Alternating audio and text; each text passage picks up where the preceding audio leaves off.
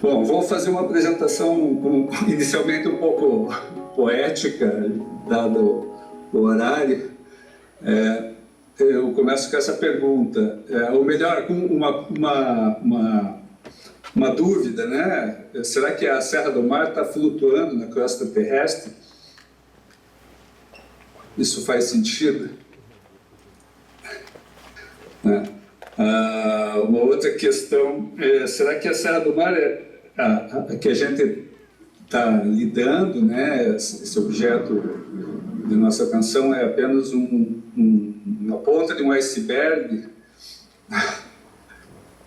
A gente precisa se aprofundar ou a gente está só na superfície? Bom, o objeto de análise que o Núcleo de Gestão do ICMBio em Curitiba estudou, né, é essa região aqui que vocês veem no mapa. Espero que seja possível ver um pouco de detalhe, mas a gente está consciente, né, de que nessa região tem uma quantidade enorme de biodiversidade, processos socioeconômicos acontecendo e todos protegidos por algum tipo de norma ou lei, né? E assim, o nosso trabalho é proteger essa riqueza, esses recursos, mas seguindo as normas e leis que determinam a nossa ação, né?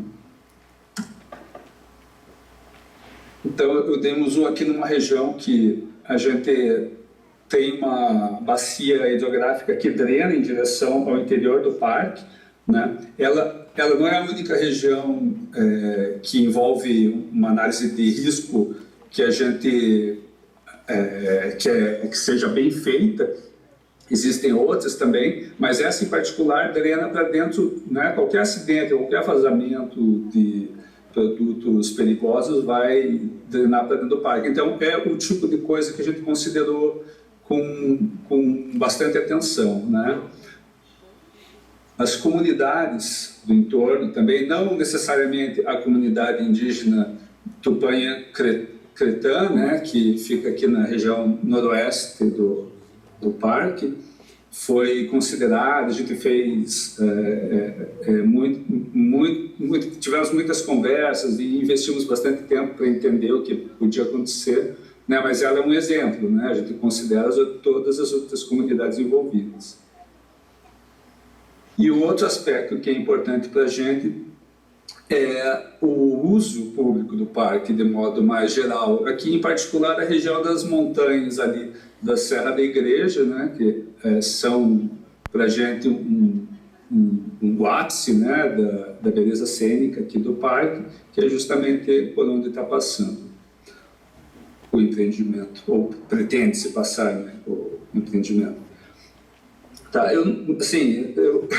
a apresentação, já vocês estão aí há 3 horas, eu imagino que estão cansados, então eu não vou entrar em detalhes, mas, assim, para lembrar, provavelmente muitos de vocês já conhecem o arcabouço legal, né, que define o licenciamento, mas fora, claro, a Política Nacional de Meio Ambiente, que prevê como uma das ferramentas, se não a mais importante, atualmente, né, não que devesse ser, mas o licenciamento é a ferramenta que é utilizada. A gente poderia respeitar outras e se aprofundar mais em outras ferramentas, né, como o planejamento ambiental estratégico, respeitar os zoneamentos ambientais, econômicos ambientais, né? Mas, enfim, o arcabouço, rapidamente, pelo que a gente passa, é esse. A Lei Complementar 140, né, que define as competências, no caso do licenciamento, que é o IBAMA, a Resolução 237, que dá, de modo geral, os procedimentos para o licenciamento, o SNUC, que diz como vai ser feito o licenciamento, né, as manifestações do ICMBio, o Decreto 4.340, que fala sobre o conselho da UC, né, não só o direito de manifestação, mas a obrigação do ente licenciador considerar manifestação do conceito da unidade de conservação. Né, a resolução que define, a 428, que define a atribuição do ICMBio no licenciamento de forma mais precisa, e a IN 10, que define o procedimento interno que o ICMBio adota. Tá? Então, com relação à CONAMA, hoje, né, os critérios dela, a situação que a gente tem hoje é que obviamente o TR foi aceito, senão o procedimento não teria sido, o estudo não teria sido feito e o procedimento nem inicializado, né? A gente já analisou o EIA uma primeira vez, tanto o IBAMA quanto o ICMBio. Houve solicitação de complementação, que é uma possibilidade prevista na CONAMA, né? E agora outra coisa que a gente está aguardando, que ainda foi uma demanda do Ministério Público, são novas audiências. A gente não tem certeza se essas novas audiências vão ser realizadas ou não, mas o Ministério Público solicitou, né? Faz todo sentido, até após a complementação dos estudos, haverem novas audiências públicas, porque o empreendedor está trazendo mais informação, né? Então a gente espera que essas novas audiências aconteçam.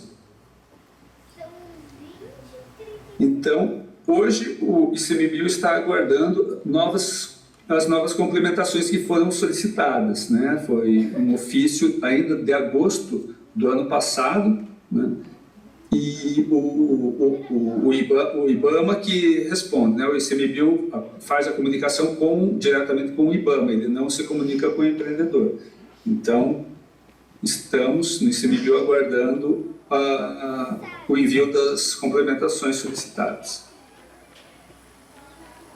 As duas fases seguintes seriam a emissão de um parecer conclusivo, definitivo, e o deferimento ou indeferimento do pedido de autorização para licenciamento ambiental, né? Esse é o papel do ICMBio. Aqui o detalhe, mas acho que a gente pode pular essa parte, né? Já expliquei verbalmente ali no slide anterior. Aqui uma maneira de vocês visualizarem o que a gente considerou como as áreas de influência, né? O pontilhado intercalado ali, grande e pequeno, é a área socioeconômica, a área de influência direta socioeconômica, e o pontilhado contínuo é a área de influência direta do meio físico e biótico, tá? Então, como essas áreas afetam diretamente o parque, a gente tem o papel, né, de se manifestar no licenciamento, né? Então, o que a gente faz é identificar os impactos, propor as medidas mitigadoras para cada um desses impactos identificados, e no parecer a gente vai quantificar, né, áreas impactadas, números de espécies, e a partir dessa quantificação ou qualificação dos impactos, a Câmara de Compensação Ambiental, que é uma entidade, não é bem uma entidade,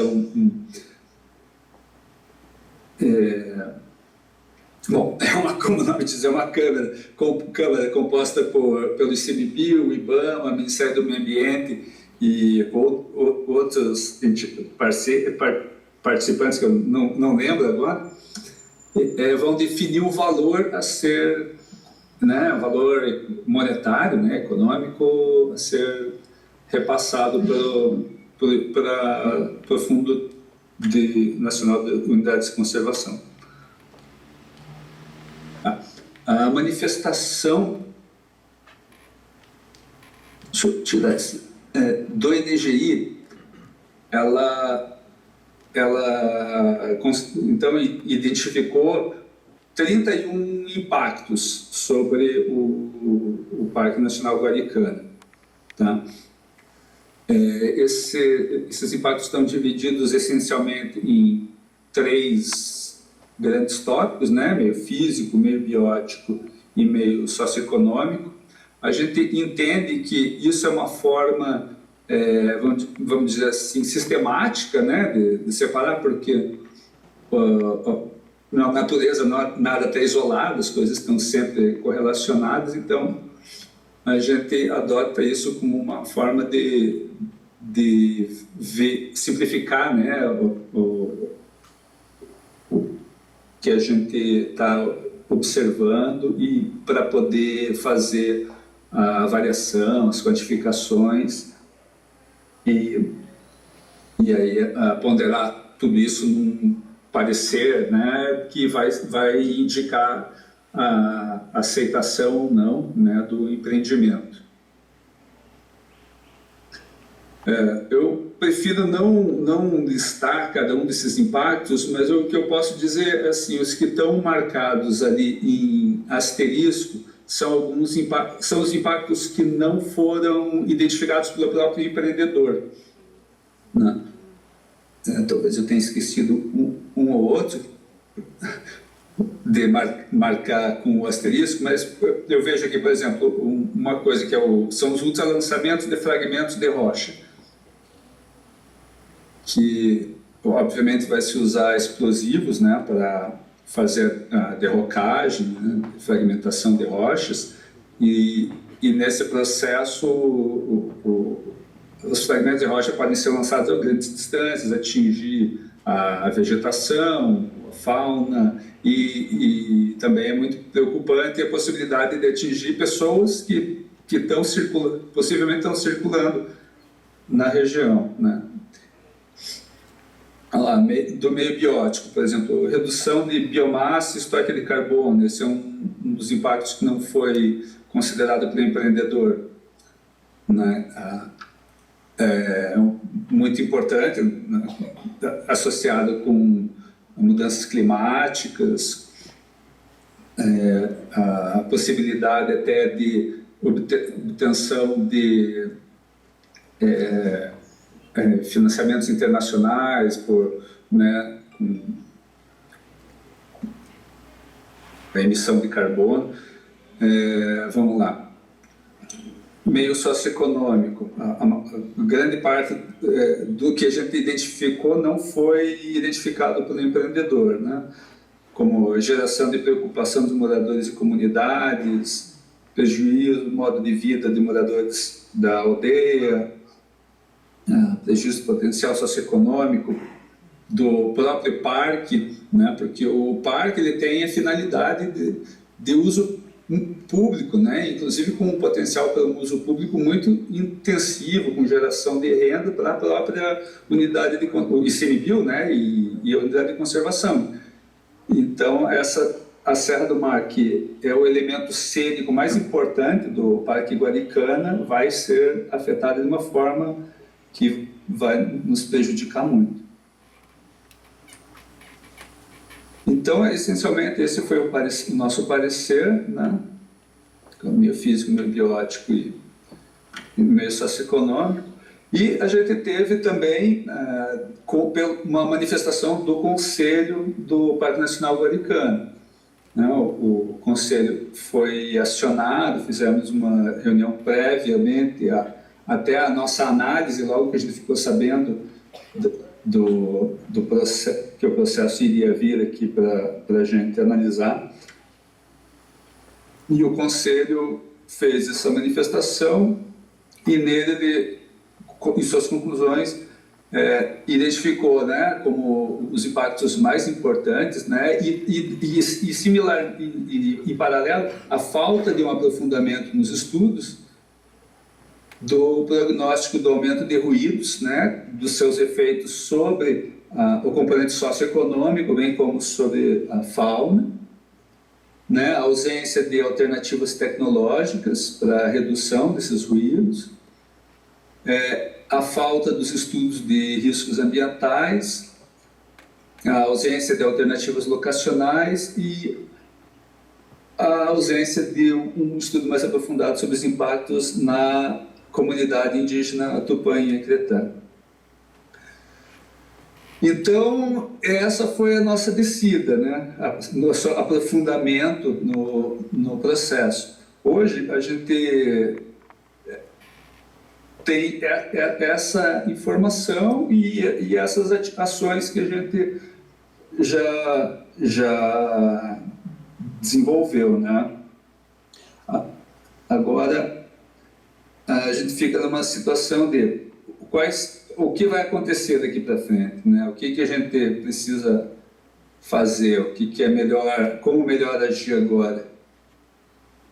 Então, a gente está numa fase de aprofundar o nosso pensamento, criticar, analisar as informações que a gente tem, né? Bom, em paralelo, o que surgiram de ideias novas? A gente está acompanhando, né, o processo de licenciamento, o processo do IBAMA. A gente tem uma certa dificuldade para conseguir, porque tem que acessar como cidadão. O ICMBio ele não disponibiliza para os analistas o acesso direto ao processo do IBAMA, né? Então a gente aos poucos vai acompanhando. E recentemente a gente viu que o empreendedor apresentou variantes, né? Aparentemente ele decidiu acatar a solicitação de novas alternativas locacionais. Mas o IBAMA ainda não se manifestou, ele não fez essa análise, ele não entende que, eu acho que faltou alguma comunicação do empreendedor com o IBAMA, e o IBAMA não está considerando isso ainda como definitivo, né, como uma alternativa. Então, o próprio IBAMA não repassou ainda para o ICMBio esses estudos aí de alternativa locacional. Essa é uma informação que é um pouco de bastidores, né? Eu conversei com técnicos e ela não foi feita formalmente do ICMBio para o IBAMA, do IBAMA para o ICMBio, eu digo, né? Então, o que o empreendedor está pretendendo hoje são essas possibilidades aqui, né? Mudar o trecho em São José dos Pinhais. O que aparentemente piora, ele está apresentando como alternativa esse traçado amarelo, né? Ele está se aproximando do parque e uma área que tem muito mais mata bem preservada, né, e conectada. Ele faz uma avaliação, né, uma ponderação aqui eu não vou entrar no detalhe de como ele faz essa ponderação, mas essencialmente ele está dizendo que vai ter menos pontes, menos cortes e aterros, mas vai ter um pouco mais de túneis e viadutos, né? Então ele faz essa análise para aquele trecho inicial de São José dos Pinhais e para esse trecho aqui da Serra do Mar, né, que é o trecho mais crítico para todos nós. Ele aumenta muito. Vocês conseguem ver o cursor na tela? Enfim, não é o caso de entrar nos detalhes, mas ele aumenta a quantidade de túneis para diminuir a quantidade de traçado exposto, né? O que, do ponto de vista, por exemplo, de atropelamentos, redução de flora, né? Corte, processos erosivos, é muito melhor para a gente, né? Mesmo que ele adentre o parque. Uma coisa que ele está fazendo, que há alguma crítica, no meu entendimento infundada, é que ele vai adentrar o parque, mas ele vai estar no subsolo. E para a gente é muito melhor um trecho dentro do subsolo, dentro da rocha, do que em cima da serra, mesmo que seja em um elevado, porque a hora que ele constrói um viaduto, você precisa colocar sapatos, fazer uma obra de infraestrutura enorme, né? E com estradas de acesso para manutenção.